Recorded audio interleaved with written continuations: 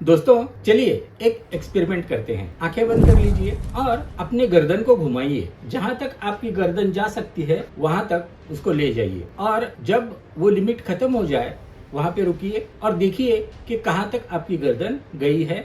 वहां पे एक पॉइंट फिक्स कर दीजिए। नॉर्मल पोजीशन में आइए। फिर से आप आंखें बंद कीजिए और अब ऐसी कल्पना कीजिए कि आप एक आउल हो, एक उल्लू हो। उल्लू मतलब बर्ड, जो अपनी गर्दन 180 डिग्री तक घुमा सकता है, उससे ज्यादा भी घुमा सकता है। तो आप खुद को एक आउल समझिए और फिर से गर्दन मुड़िए। जहां तक जा सके वहां तक उसको ले जाइए और आंखें खोलिए। आपको कुछ फर्क नजर आया? ये फर्क क्यों नजर आया? क्योंकि हम जो इमेजिन करते हैं उसको हमारी बॉडी रिस्पॉन्ड करती है। तो हमारा इमेजिनेशन जो है वो इमेजिनेशन हमारे बॉडी में बदलाव लाता है। तो इसी इमेजिनेशन का इस्तेमाल करके हम बॉडी की मेमोरी चेंज कर सकते हैं और हमारी बीमारियां भी ठीक कर सकते हैं। तो चलिए आज कुछ नया सीखते हैं।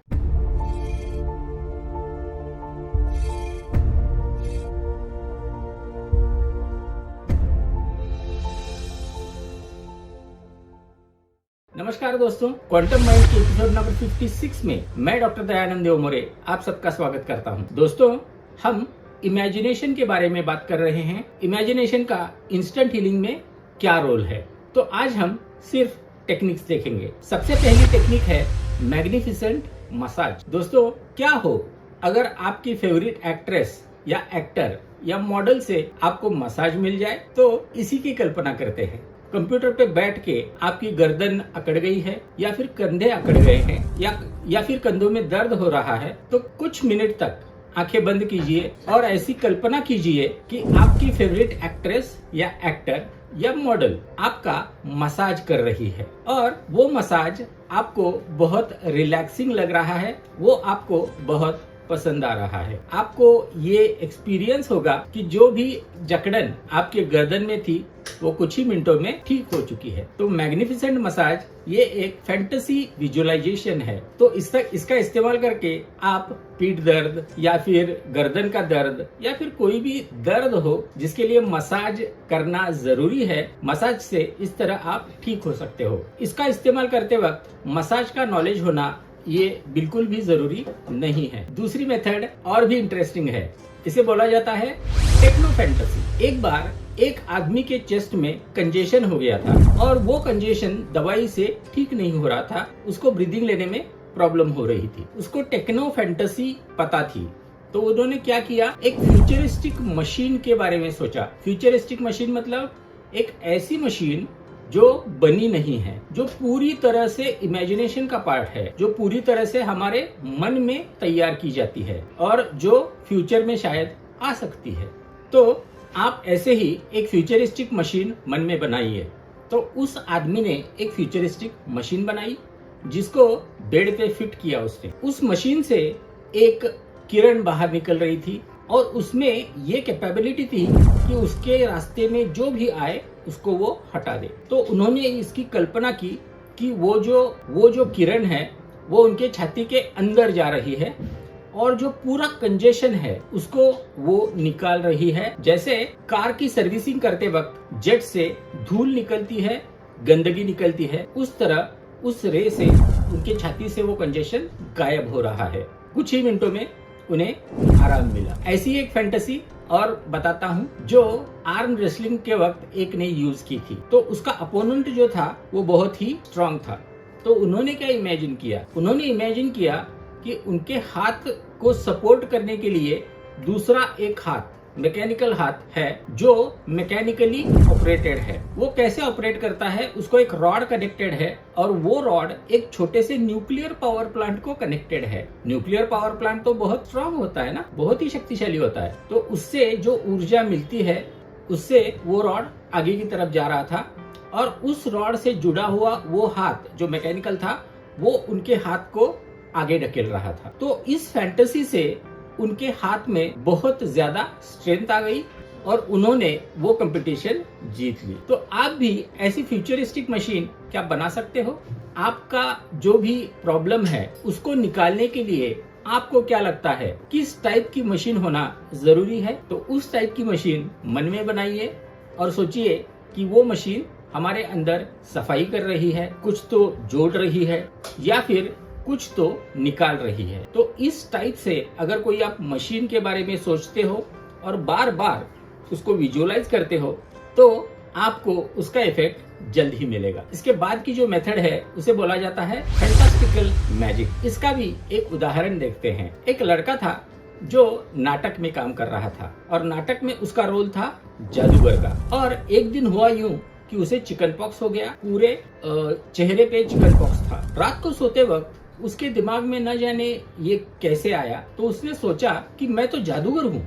ये बात अलग थी कि वो नाटक में जादूगर था, लेकिन उसने उस वक्त खुद को जादूगर समझा और जादूगर समझ के उसने ये सोचा कि मैं तो कुछ भी कर सकता हूँ। और उसने ये कल्पना की कि उसका चिकन पॉक्स जो चेहरे पे था वो पूरा निकल रहा है और ऊपर छत पे जाके चिपक रहा है। इस टाइप का विजुअलाइजेशन उसने किया कि पूरा जो प्रॉब्लम है वो निकल रहा है चेहरे से और ऊपर छत पे जाके चिपक रहा है। अगले दिन सुबह उसके चेहरे पे एक भी दाग नहीं था। इसका मतलब छत पे दाग नहीं पड़े हुए थे। ये सिर्फ एक इमेजिनेशन था जो उसके बॉडी में जो बदलाव आया था उसके लिए रिस्पॉन्सिबल था। तो आप भी खुद को एक जादूगर समझिए। आपको अगर फ्यूचरिस्टिक मशीन बनाना इतना कंफर्टेबल नहीं लगता तो आप खुद को एक जादूगर समझिए और जादूगर जैसे कुछ भी कर सकता है या फिर गॉड या ईश्वर जो भी कुछ भी कर सकता है, तो उस टाइप से अपने शरीर में आप बदलाव ला रहे हो ऐसे सोचिए। आपके शरीर में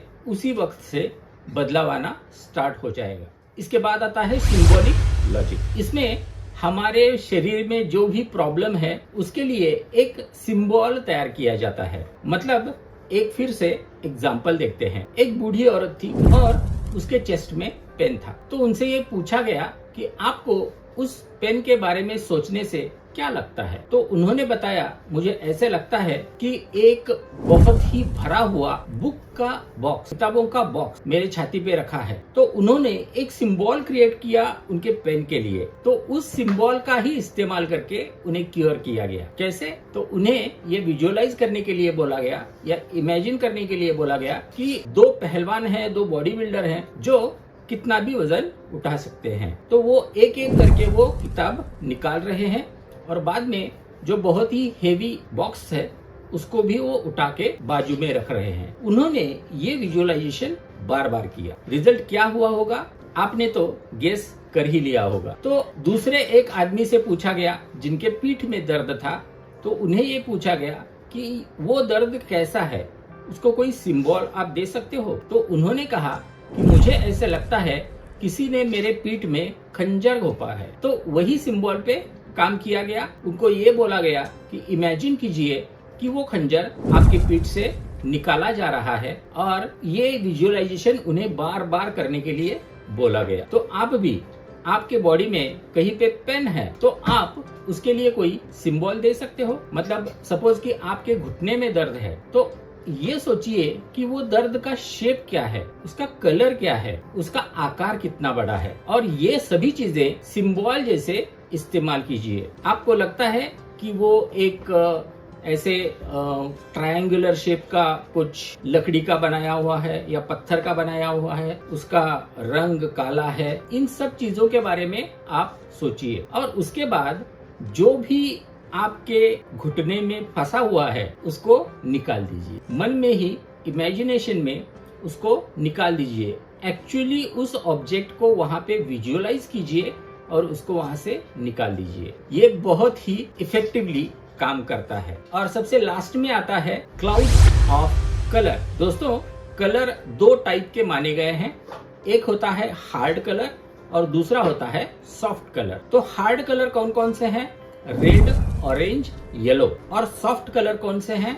ब्लू, वायलेट एंड ग्रीन। तो इन कलर्स का इस्तेमाल करके हम अपने बॉडी में कैसे बदलाव ला सकते हैं। सपोज कि आपके बॉडी में कुछ बढ़ाना है, जैसे कि स्ट्रेंथ, प्लेटलेट्स, आरबीसी काउंट या फिर हीमोग्लोबिन, ऐसे कुछ जो भी चीज आपको बढ़ानी हो, तो आप ऐसी कल्पना कीजिए कि आपके बॉडी के आजू बाजू में हार्ड कलर्स मौजूद हैं। हार्ड कलर्स कौन से हैं?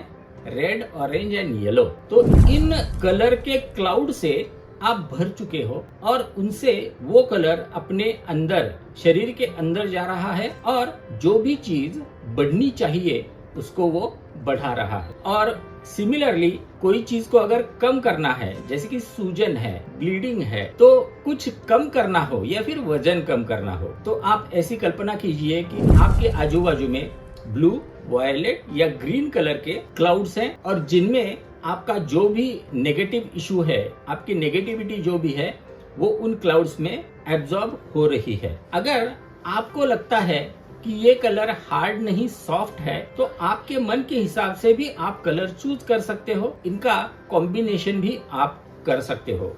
तो आशा है दोस्तों ये मेथड आपको समझ में आई होगी। तो दोस्तों इस चैनल पे कुछ नया लाने का प्रयास मैं करते रहता हूँ। अगर मेरा ये प्रयास आपको अच्छा लगा है तो इस वीडियो को लाइक जरूर कीजिए, इसको शेयर जरूर कीजिए और कमेंट में आपकी राय जरूर बताइए। तो दोस्तों आज की वीडियो में इतना ही, फिर मिलेंगे नेक्स्ट एपिसोड में ऐसी ही कुछ नई चीज लेके।